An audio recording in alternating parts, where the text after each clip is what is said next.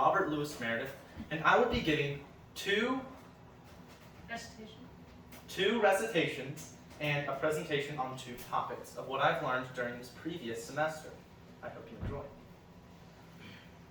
Psalm 127.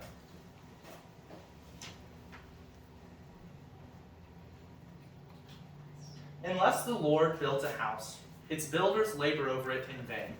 Unless a Lord watches over a city, its watchmen stay alert in vain.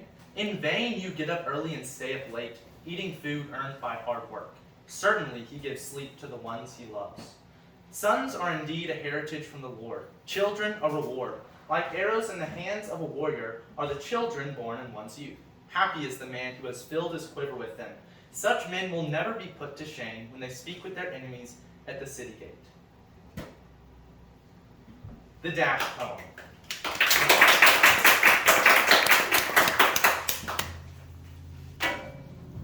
The Dash Poem by Linda Ellis. I heard of a man who stood to speak at the funeral of a friend. He referred to the dates on his tombstone from beginning to the end. He noted that first came the date of birth, and he spoke the following date with tears, but he said what matters most of all was the dash between those years. For the dash represents all the time that they spent alive on earth, and now only those who love them know what that little line's worth. For it matters not how much we own, the cars, the house, the cash. What matters is how we live and love, and how we spend our dash. So think about this long and hard. Are there things you'd like to change? For you never know how much time is left that can still be rearranged. If we could just slow down enough to consider what's true and real, and always try to understand the way other people feel, and be less quick to anger, and show appreciation more, and love the people in our lives like we've never loved before. If we treat each other with respect and more often wear a smile, remembering this special dash might only last a little while. So when your eulogy is being read with your life's actions to rehash, would you be proud of the things they say about how you spent your dash?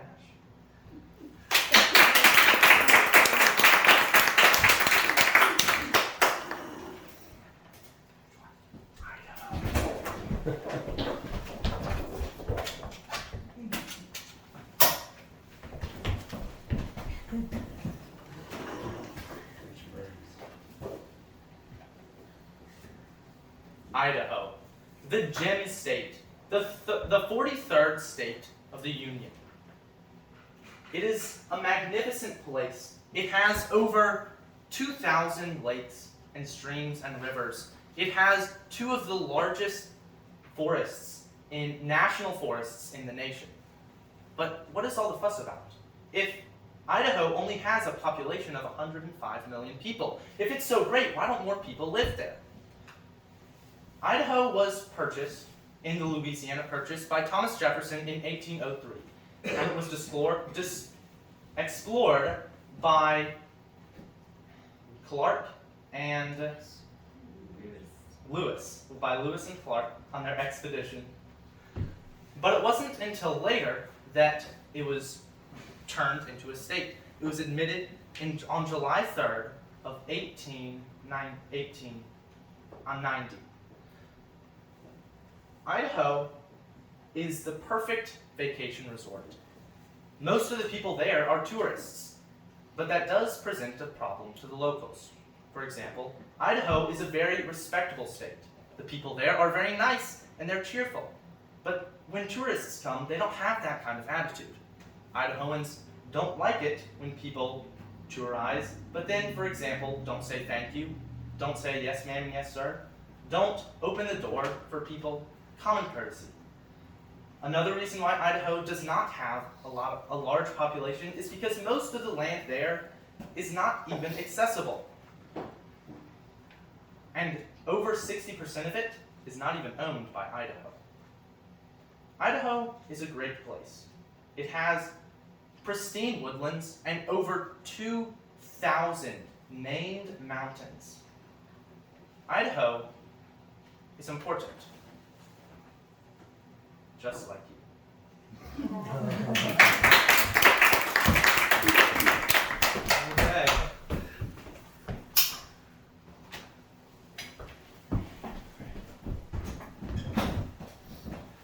Music.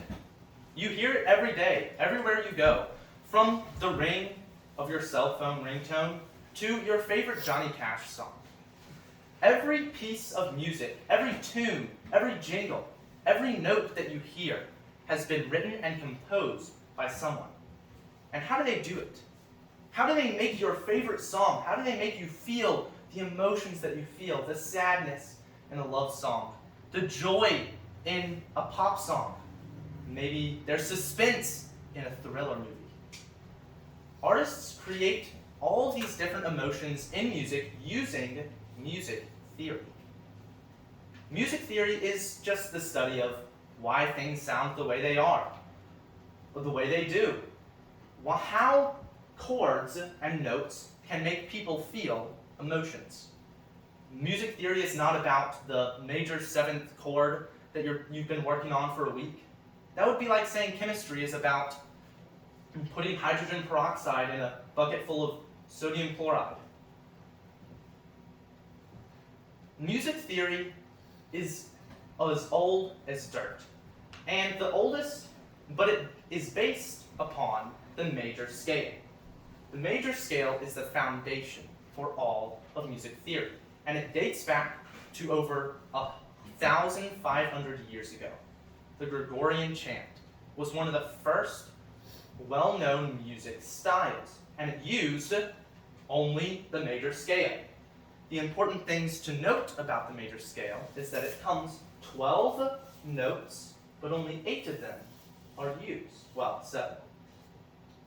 There is a gap, though, between mi and fa and ti and do, which is how you get the rest of the black notes, because these are half the length, half the distance apart than those two. Music theory is a learning experience. It has been a lot of fun for me to learn about music as I have played the piano, and I hope that music can bring you much joy.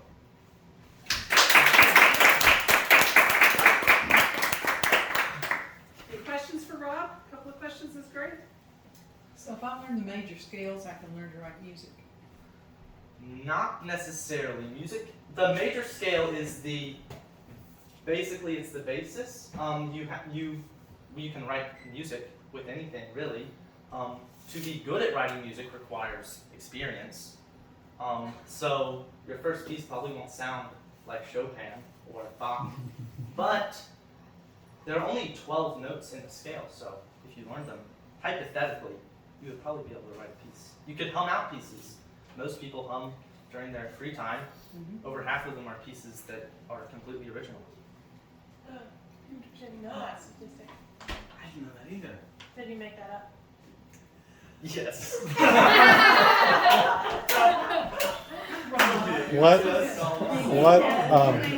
Do you know anything about the pentatonic scales? The pentatonic scale. Well, you may not, but if you play just the black note, that's the pentatonic scale. Okay. And Well- what? No, why don't you keep going? I don't know. Well, a lot of songs like I've been working on the railroad, no, it's a little more than the pentatonic, but songs like Amazing Grace and several like that use just those 5 notes.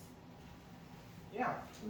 And that's interesting because you wonder why, if they used all 8 notes of the scale, that would be based on the major scale or the minor scale if it's minor, but just the black notes give you the pentatonic scale, and a lot of folk cues and children's songs use that. What are the major agricultural products of Idaho? What are the major agricultural products of Idaho? Well, the number one is potatoes. The Idaho produces over 1/3 of the potatoes in the entire United States. It's over 11 billion each year. They also produce wheat, a lot of wheat, and they produce seeds that you can use to grow your own farms. Question, what seeds? What seeds? Lots of them. Yes. Why is it called the gem state? Why is it called the gem state? Because there are a lot of gems in that state. It also has other nicknames like the wilderness state. Is it called the potato state too? Some people call it that. You said that it wasn't a good bit of it was not owned. Yes. Idaho. There are Reservations. reservations. Also, the U.S. government and the state government don't like each other very much, especially the farther west you go, because, for example, in Idaho, 63% of the state of Idaho is not even owned by the government of Idaho. It is owned by, it is federal land, so Idaho can't do anything with it. Same with Nevada. That's why they were able to do all the nuclear tests there. Nevada did not like that, so. But they did it on federal land, so Nevada couldn't do anything about it. Rob, how are potatoes harvested now? How are potatoes harvested? I could not tell you that. I'm sure there's a current.